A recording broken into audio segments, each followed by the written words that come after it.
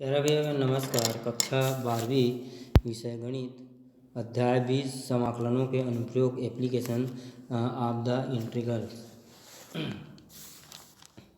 14/1/2021 दिन गुरुवार आप सभी के लिए शुभ एवं मंगलकारी हो, है ना। इसमें अपने को वक्र दिया है y बराबर एफ एक्स है और एस अक्ष है और दो कोटियाँ हैं ए और बी, है ना। तो इससे घिरे क्षेत्र का क्षेत्रफल ज्ञात करेंगे। तो वक्र इस प्रकार से दिया y बराबर एफ एक्स और अंतराल बंद अंतराल दिया है ए बी पर एक सतत फलन है। तो देखते हैं यहाँ पे दो स्टेप में बनेगा ये प्रथम अक्ष में बनता है ना। वक्र y बराबर एफ एक्स की स्थिति एस अक्ष के ऊपर बन रहा है। तो इस प्रकार से ए बी सी और ये डी, इससे घिरे क्षेत्र का क्षेत्रफल डी एक्स अपने को ज्ञात करना है। यहाँ से यहाँ तक की दूरी x बराबर a है और यहाँ से यहाँ तक की दूरी x बराबर b है और वक्र का समीकरण इस प्रकार से y बराबर एफ एक्स है।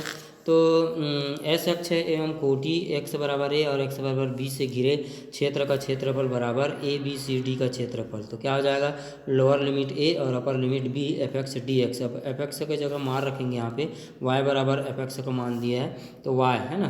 तो इसका अपन समाकलन करेंगे। उसके बाद इसी में दूसरा स्टेप हो जाएगा, वक्र y बराबर एफ एक्स की स्थिति x अक्ष से नीचे बनेगा। तो ये प्रथम द्वितीय तृतीय और चतुर्थांश में बनेगा।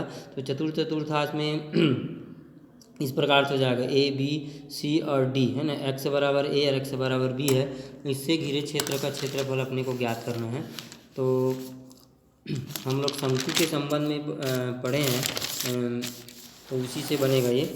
यहाँ पे वक्र y बराबर एफ एक्स एस अक्ष एवं कोटि x बराबर है और x बराबर b है से घिरे क्षेत्र का क्षेत्रफल बराबर ए बी सी डी का क्षेत्रफल होगा।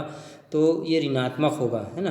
तो ए बी बराबर चतुर्थांश में भर रहा है इसलिए बराबर इंटीग्रेशन अपर लिमिट ए और लोअर लिमिट ए और upper limit B minus Y बराबर, तो माइनस हो जाएगा। और इसी में अगर दो अक्षों में बनता है यहाँ पे प्रथम और चतुर्थांश में, तो उस स्थिति में अपने को वक्र का समीकरण y बराबर एफ एक्स का कुछ अंश एस अक्ष के ऊपर बनेगा और कुछ भाग एस अक्ष के नीचे चतुर्थांश में। तो उस स्थिति में वक्र का समीकरण का क्षेत्रफल बराबर क्या हो जाएगा, ए अपर लिमिट b और lower limit A F X D x, है ना। तो इस प्रकार से हो जाएगा ये ए अपर लिमिट सी, एक और लिए बिंदु, और एफ एक्स डी एक्स, ए से होता हुआ सी और सी से होता हुआ बी। तो ए और बी ए हो गया और सी हो जाएगा एफ एक्स धन क्या हो जाएगा, फिर upper limit B lower limit C F X D X. तो ये माइनस होगा ये चतुर्थांश में, इसलिए या एरिया इसका क्या हो जाएगा, वक्र का क्षेत्रफल बराबर lower limit A upper limit C F X D X धन फिर lower limit C upper limit B minus F X D X हो जाएगा। अब इसी में प्रश्नावली 20.1 देखते हैं, एप्लीकेशन ऑफ द इंटीग्रल्स में प्रश्न पहला इस प्रकार से दिया है, वाई स्क्वायर बराबर एक्स, रेखा x बराबर 1 x बराबर 4 दिया है, दो रेखा दिया है। तो यहाँ से यहाँ तक की दूरी x बराबर a और यहाँ से यहाँ तक की दूरी क्या हो जाएगा, x बराबर 4 हो जाएगा। एस अक्ष से घिरे क्षेत्र का क्षेत्रफल करना है। तो ये परवलय का समीकरण इस प्रकार से होगा, 0 मतलब शीर्ष बिंदु हो जाएगा। यहाँ पे P के निर्देशांक तो x बराबर 1, यहाँ से यहाँ तक की जीरो हो जाएगा। फिर Q के निर्देशांक 4 0 निकलेगा, है ना। इस प्रकार से P Q R और S इसका अपने को क्षेत्रफल ज्ञात करना है। तो समाकलन क्षेत्र 2 होगा, वाई स्क्वायर बराबर एक्स जो कि परवलय का समीकरण है, और x बराबर a x बराबर 4 एक सरल रेखा है। तो समाकलन की सीमाएं x बराबर 1 से x बराबर 4 पहले से इसमें दे दिया है, इसलिए हो जाएगा ये। अतः क्षेत्रफल निकालेंगे P Q R S और P का क्षेत्रफल, ये क्या हो जाएगा, P Q R और S और फिर P का क्षेत्रफल। तो इतने का क्षेत्रफल में अपर लोअर लिमिट x लेंगे, अपर लिमिट 4 लेंगे b का मान। तो इस प्रकार से हो जाएगा integration F X D x integration, फिर यहाँ पे एफ एक्स का मान रखेंगे वाई स्क्वायर बराबर एक्स, इस दोनों पक्षों में वर्गमूल लेंगे तो ये वर्ग वर्गमूल कर जाएगा। वाई बराबर क्या रखेंगे अपन करणी x रखेंगे, ये y के बराबर है ना। इसको अपन करणी को 1/2 रख देंगे। अब सूत्र से इस प्रकार से इसका समाकलन करेंगे तो कहा जाएगा x का घात 1/2 धन 1/1/2 धन 1 और अपर लिमिट 4 लोअर लिमिट 1 हो जाएगा बराबर, फिर x का घात 3/2 और 3/2 ये ऊपर चले जाएगा तो 2/3। अब यहाँ पे 4 रखेंगे किस सूत्र से, fx इस प्रकार से b और a इस सूत्र से रखेंगे मान, तो क्या होता है F B minus F A होता है। तो उसी प्रकार से यहाँ पे b की जगह कितना दिया है, 4 दिया है तो 4 रखेंगे। 4 का घात 3/2 ऋण 2/3, 3 का घात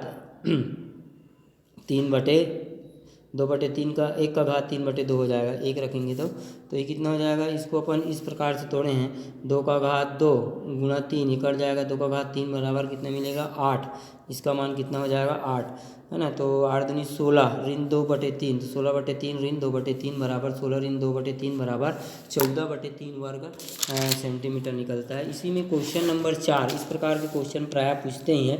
तो दीर्घवृत्त x² धन y²/9 बराबर 1 से घिरे क्षेत्र का क्षेत्रफल ज्ञात करना। इसमें अपने को सीमा नहीं दिया है तो यहाँ पे x का ये दीर्घवृत्त का समीकरण है, हम लोग 11th में पढ़े हैं, दीर्घवृत्त परवलय अति परवलय वृत्त शंकु, तो इस प्रकार से है। तो x का कितना हो जाएगा, ये इस प्रकार से होता है दीर्घवृत्त का मानक रूप x²/a² और धन y²/b² बराबर 1 के ये होता है। तो x² मतलब s अक्ष में कितना अंतःखंड काट रहे हैं, यहाँ पे 16 का वर्ग करेंगे मतलब 4 हो जाएगा, तो x बराबर 4 हो जाएगा और y का कितना हो जाएगा 3। इसको अपन समीकरण 1 मानते हैं इस प्रकार से।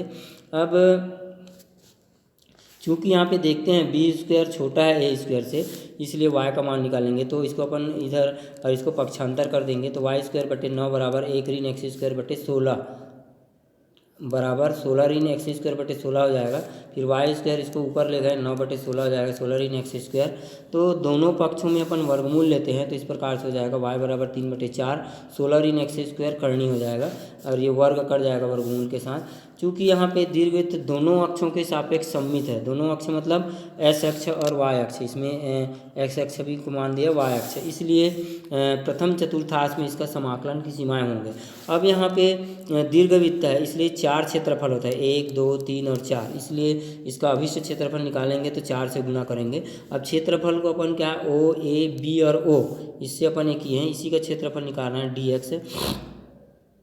ये कितना हो जाएगा 0 3, यहाँ से होगा यहाँ से ये 0 और 3, y अक्ष पर अंतःखंड का मान यहाँ से यहाँ तक की दूरी 3 है और यहाँ से यहाँ तक की दूरी यहाँ से यहाँ तक की दूरी -3 हो जाएगा, यहाँ से यहाँ तक की दूरी 4 और यहाँ से यहाँ तक की दूरी -4 हो जाएगा। उसी आधार पे बिंदु निकलेगा, एक बिंदु यहाँ पे निकलेगा -4 0 और एक बिंदु यहाँ पे निकलेगा 4 और 0, इस प्रकार से 0 -3। तो 4 गुना क्षेत्रफल, तो कितने क्षेत्रफल को लेंगे अपन ओ ए और बी और ओ, इतने को अपन क्षेत्रफल मानते हैं है ना। तो देखते हैं यहाँ पे x का मान 0 है, x का मान 0 और y का मान कितना हो जाएगा 4, तो लोअर लिमिट 0 और अपर लिमिट कितना हो जाएगा 4 और क्षेत्रफल y होगा तो y है ना। y बराबर कितना मिला अपने को, ये है 3/4 16 ऋण x² अंडर रूट, तो इस प्रकार से हो जाएगा। तो 4 गुना ना 0 और 4 3/4 16 ऋण x² अंडर रूट dx। 4 को इसको बाहर लेते हैं, 4 4 कट जाएगा 3, फिर इस प्रकार से हो जाएगा हमारा क्वेश्चन। ये 3 into 0 lower limit upper limit 4 और 4 का वर्ग ऋण x² dx। अब अपने पास सूत्र है ये क्या हो जाएगा,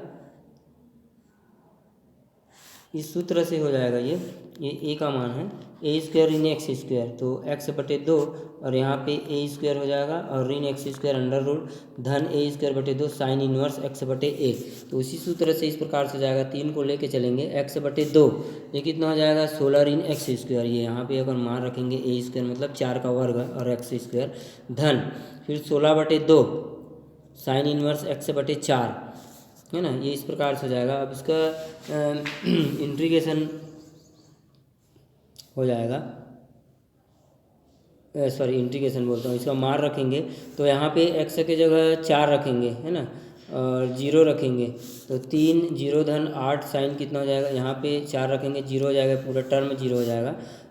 ये कितना हो जाएगा, यहाँ पे 2 से कटेगा तो 8 हो जाएगा, तो 8 इंटू साइन इनवर्स π/2 हो जाएगा, यहाँ पे मान रखेंगे ये 0 हो जाएगा।